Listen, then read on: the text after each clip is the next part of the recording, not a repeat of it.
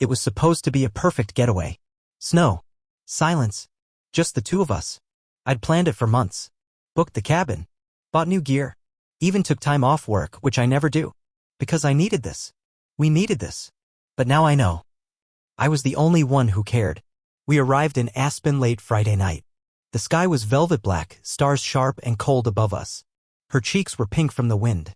She laughed as she pulled her suitcase through the snow. That laugh? God, it used to undo me.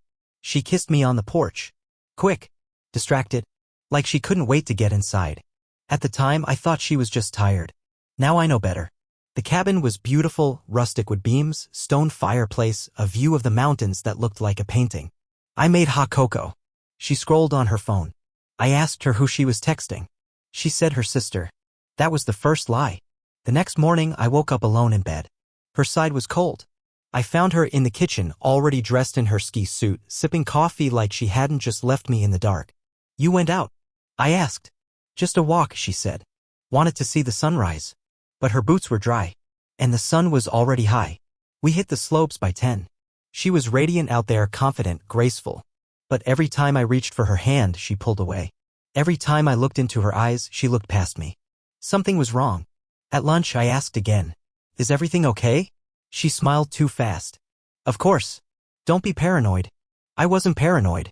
That night, she said she was too tired for dinner. Fell asleep on the couch, still in her ski clothes. I sat across from her in the dim firelight, watching her phone buzz softly on the table. The name on the screen wasn't her sister. It was M. Just the letter. I shouldn't have looked. But I did. And that's when everything began to crumble. I picked up her phone with hands that already knew. Somewhere deep inside, my body had caught up to the truth long before my mind let it in. The screen was still lit. A single message sat there, glowing like a wound. Can't wait to see you again tomorrow. Same spot. My heart didn't race. It didn't drop. It just stopped, like the stillness before an avalanche. I stared at that message for a full minute, maybe more, like if I'd just read it enough times it would rewrite itself. Like it couldn't possibly mean what I knew it meant. But it did. And then I scrolled. Not far. Just a few lines. Enough to feel sick. Enough to want to scream. They'd been texting since before the trip. Coordinating. Planning. Joking about how clueless he is. That was me. I was the joke. The idiot. The placeholder. The man who bought her a weekend escape so she could have a ski lodge affair. I stood there in the soft crackle of firelight, phone still warm in my palm, staring at her passed-out body like it belonged to someone else. She looked so peaceful. So innocent.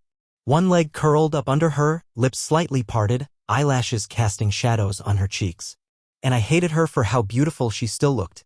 I didn't sleep that night. I just sat there, in that same chair, watching the fire die and her battery drain. At some point, she stirred. Opened her eyes. Looked at me across the room. You okay? She asked, voice thick with sleep. I wanted to throw the phone at her. Wanted to shout. Instead, I just nodded. Yeah. Couldn't sleep. She didn't press. Just muttered something and went back to her dreams. By morning, I had a plan. Not revenge. Not yet. First, I needed to see it with my own eyes. I needed to be sure. Because a part of me, some pathetic, clinging part, still hoped there was another explanation. Maybe it was a joke. Maybe it was a misunderstanding. Maybe M was a woman. It wasn't. She left early again, this time without even pretending to say goodbye. When I asked later, she said she'd gone for a solo run to clear her head. But I'd followed her. Not close enough to be seen, just enough to track. She skied like she was chasing something. Or someone. She stopped at a lift halfway up the western ridge. A quiet one, away from the main trails. I watched from the tree line. My breath froze in my throat as I saw him glide up beside her. Tall. Confident. They hugged like they hadn't seen each other in months. Kissed like no one was watching. Except I was. And in that moment, something inside me cracked open, and it wasn't sadness. It was rage. I stood there, frozen not by the cold, but by the sheer audacity of it all. She didn't even try to hide. She laughed with him openly, freely, the way she used to laugh with me. And that kiss. It wasn't hurried or secret. It was slow. Familiar. The kind of kiss that only happens when it's not the first. Or the second. Or the fifth. They skied off together, disappearing behind the ridge, and I didn't follow. Not right away. I needed a moment. My chest felt too tight, my vision too sharp, like the world had suddenly gone high definition just to make sure I saw everything clearly. The snow around me sparkled like broken glass. Everything beautiful but dangerous. I didn't know how long I stood there. But when I finally moved, it wasn't with hesitation, it was with purpose. I followed their tracks, quiet and steady, until I found them again, tucked away behind a small grove of trees. Their skis were planted upright in the snow. Her jacket was off. He was holding her face in his hands, speaking softly. I couldn't hear the words. I didn't need to. She smiled like she was safe. Like she was exactly where she belonged. That image seared itself into me, branding something permanent onto my insides. And in that moment, I realized I didn't want her back. Not anymore. I wanted answers. I wanted her to look me in the eye and say the words out loud. I wanted her to feel what I felt standing in that snow, cold, alone, utterly betrayed. I didn't confront her then. I turned and left, careful not to make a sound. The cabin was empty when I returned.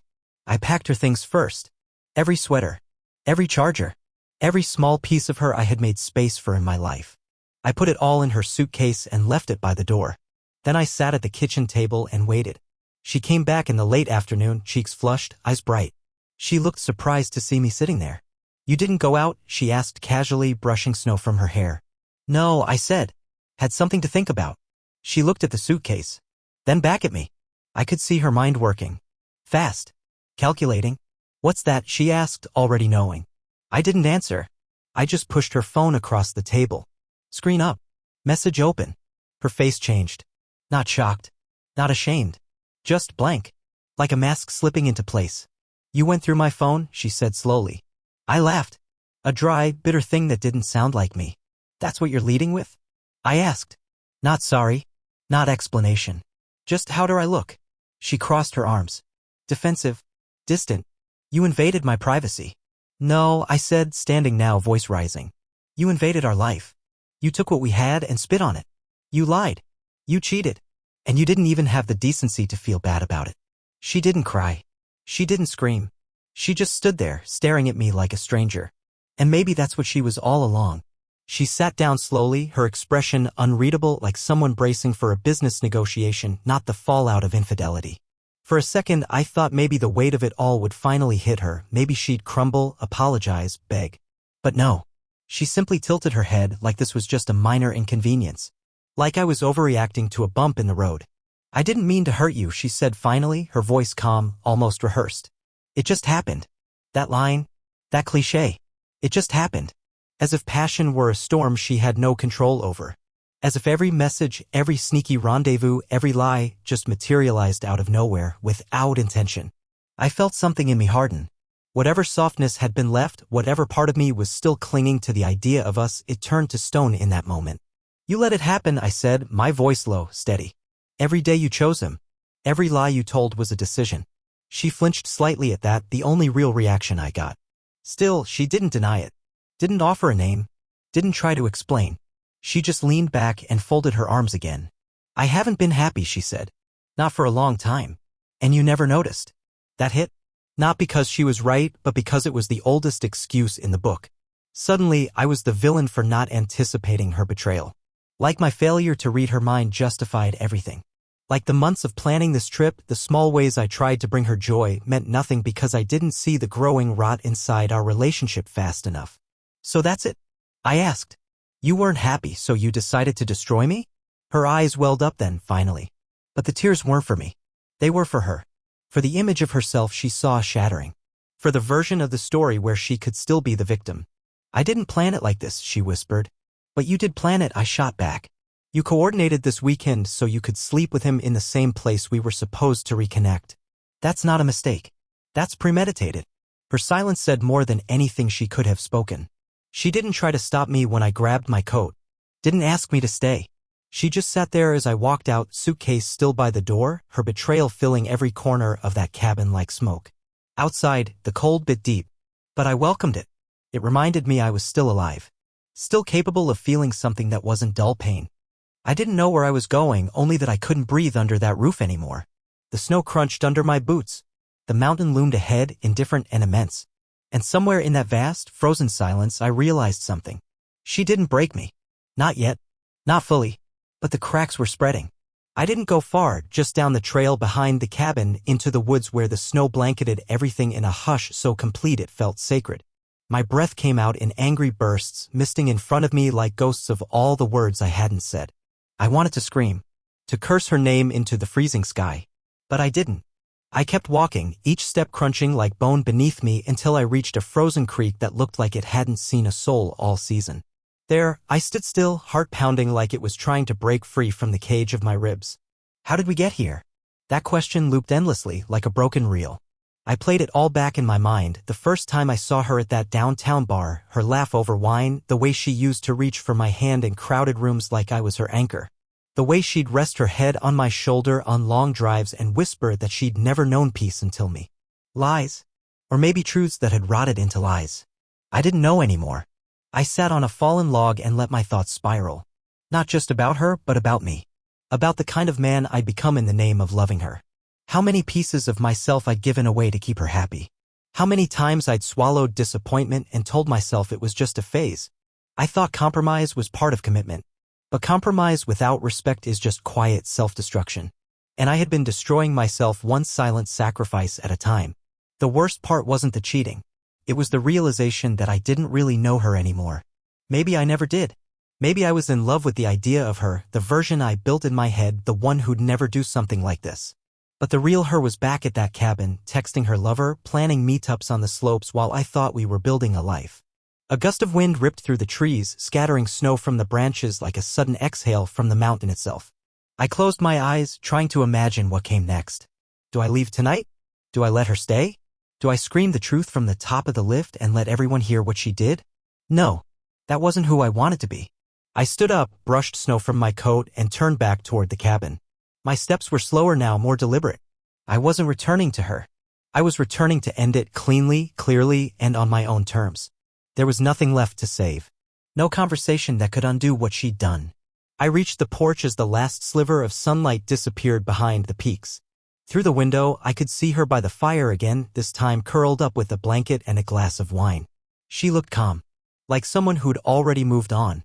Like I was the one still catching up. But she was wrong. I was done. When I stepped back inside, the warmth hit me like a betrayal. That same fire I had lit for both of us now burned for her alone. She didn't look up right away. She was scrolling through her phone again, the glow reflecting in her eyes, her mouth curved in the faintest smile.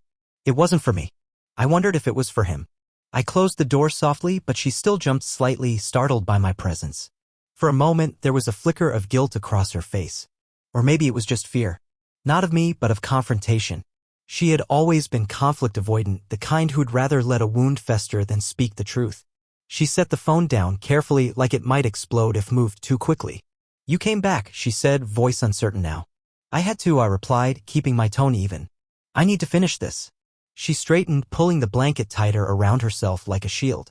Finish what? I almost laughed. Not because it was funny, but because she genuinely seemed confused. As if there was a version of this where we'd go back to normal.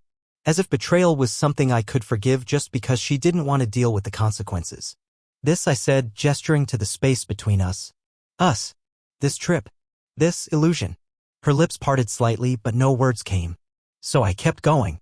I booked this weekend because I thought we were losing something. I wanted to fight for it. I wanted us to reconnect. But you weren't losing anything. You were already gone. You just didn't have the courage to tell me. She lowered her eyes, staring into her wine glass like it held all the answers she didn't want to say aloud. Then finally she whispered, I didn't want to hurt you. Then why did you bring him here? I asked, stepping closer now. My voice wasn't raised, but it carried the weight of everything I'd held back. Why did you come here with me and still meet him like we were some footnote in your little romance fantasy? You could have ended it before this trip. You could have spared me this humiliation. Her voice cracked when she answered. I didn't know what I wanted. That hurt more than I expected. Because it meant I had become optional. A backup plan. Something she kept around until she could be sure the other guy was a better investment. I wasn't a man to her anymore. I was a safety net. You knew enough to lie, I said. You knew enough to sneak off. That wasn't confusion. That was calculation. She started to cry then, real tears this time. Heavy, silent ones that slid down her cheeks like guilt finally getting its grip. But it didn't matter anymore. It was too late. I looked at her one last time, trying to remember what I ever saw in her. Trying to connect this person. this cold, selfish stranger, to the woman I once imagined marrying. But there was no bridge left between those versions. Just wreckage. I picked up my bag, opened the door, and let the cold back in. "I'll check out early," I said without turning. "You can stay. Finish your fairy tale." And then I walked into the night. I didn't stop walking until I reached the edge of the resort village, where the cabins thinned out and the snow grew deeper, untouched. The silence out there was absolute. No traffic, no voices, just the wind brushing the trees and the soft crunch of my boots breaking fresh ground. My breath came slower now, steadier. Each inhale a reminder that I was free. Not from pain, not yet, but from pretending. And in a way, that was its own kind of liberation. I checked into a small lodge at the far end of the valley.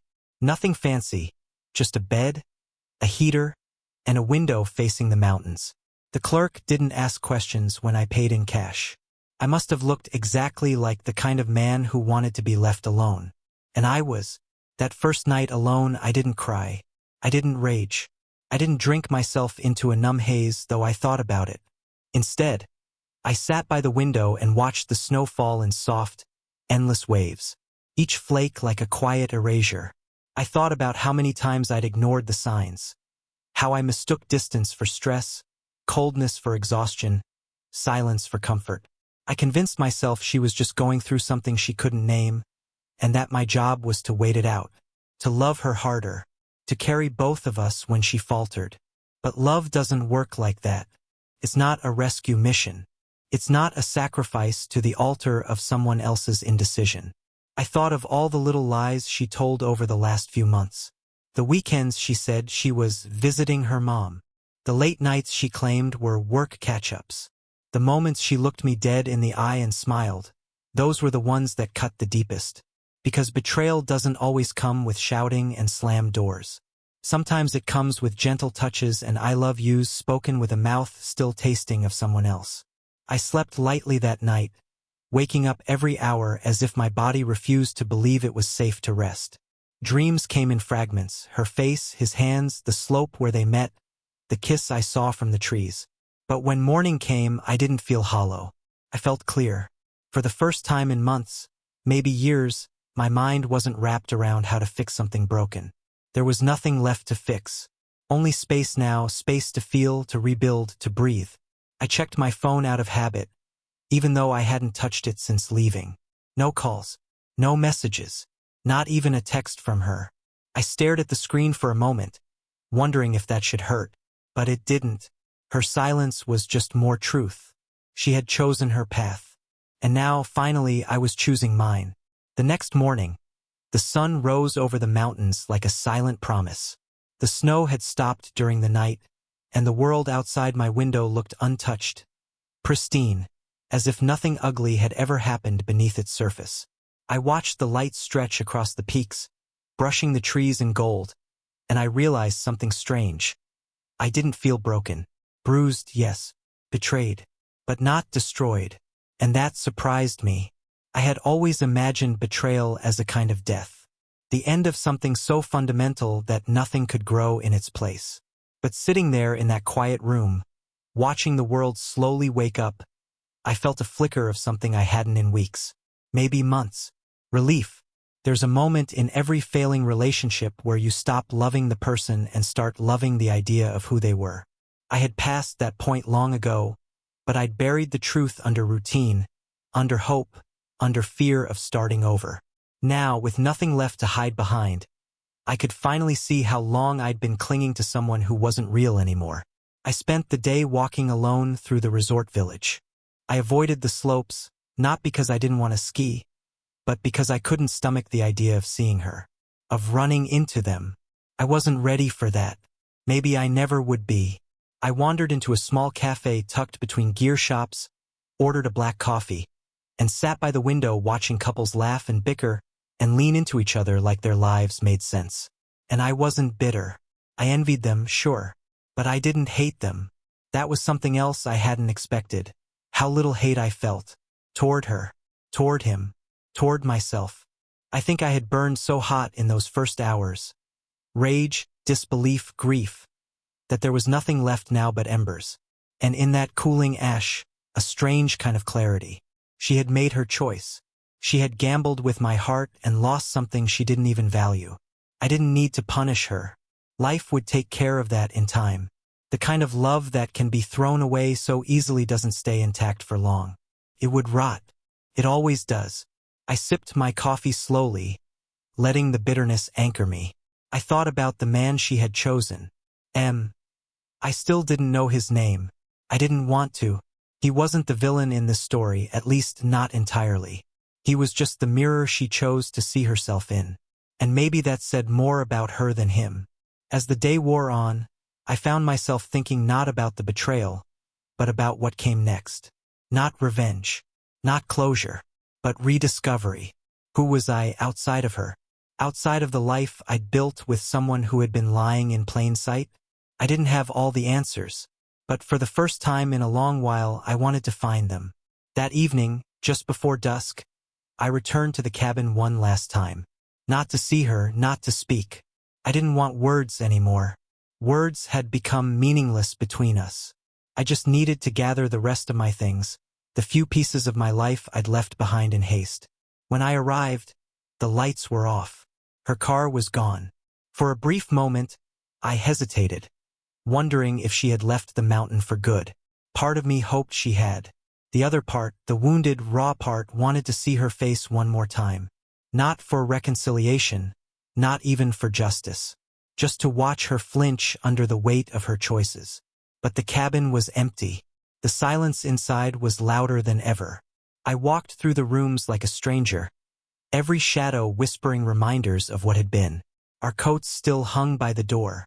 My gloves, untouched, lay where I dropped them 2 days earlier. In the bedroom, the bed was half made, one side rumpled, the other untouched. My side. I collected what I came for, nothing more. I didn't touch her things. Didn't open drawers or look for one last answer. I didn't need it anymore. The truth had been laid bare, brutal in its clarity.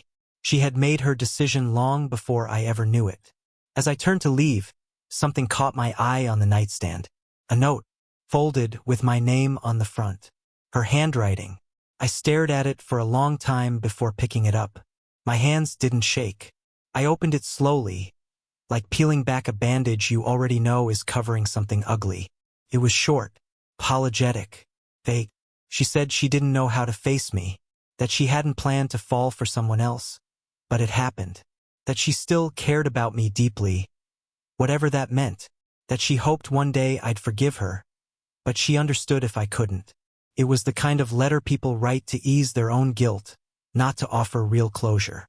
Every word was a brushstroke in a self-portrait of someone trying to look gentle in the aftermath of cruelty. I folded the note back up and left it where I found it. I didn't take it with me, because I didn't need anything from her anymore. I stepped out into the fading light, the sky bleeding orange behind the peaks. The cold hit harder than before, but I welcomed it. It reminded me that I was alive, still moving forward. I walked slowly, deliberately, as if each step away from that cabin was a step toward something better. Not easier, not painless, but real. There was no dramatic goodbye, no last confrontation, just a man leaving behind a ghost of a life that no longer served him. And as I reached the edge of the woods and looked back one final time, I felt nothing. Not anger, not sadness, just release. In the weeks that followed, I told no one the full story. Not my closest friends, not even my brother, who would have driven through a blizzard just to punch the guy on my behalf. I wasn't interested in sympathy. I wasn't looking for validation or a chorus of "you deserved better," because I already knew that. And besides, this wasn't a wound that needed to be nursed with pity. It was a scar that needed time, solitude, and truth. I went home, but I didn't go back to the same life. I moved out of the apartment we'd shared. Got rid of the bed we used to sleep in. Canceled the dinner reservations I'd made for our anniversary. At first, everything felt hollow, like walking through the burnt shell of a house that once held laughter and light. But slowly, something shifted. The quiet stopped feeling oppressive and started feeling peaceful. My own space. My own air. One day, I opened the closet and saw the box of keepsakes we'd collected over the years, concert tickets, postcards, silly notes we'd written in better times. I didn't rage. I didn't burn them. I simply took them out one by one and acknowledged what each meant and what it no longer did. Then I placed the entire box on the curb with the trash. Some endings don't need ceremony. Just a clean break. She reached out once. A text. Simple. I hope you're okay. I stared at it for a long time. Not because I was tempted to respond, but because it was so small. After everything, after the lies, the gaslighting, the affair just a few feet from where I was sleeping, this was all she could offer. A hollow echo of concern, likely meant to keep her conscience afloat more than to check on me. I deleted it without replying.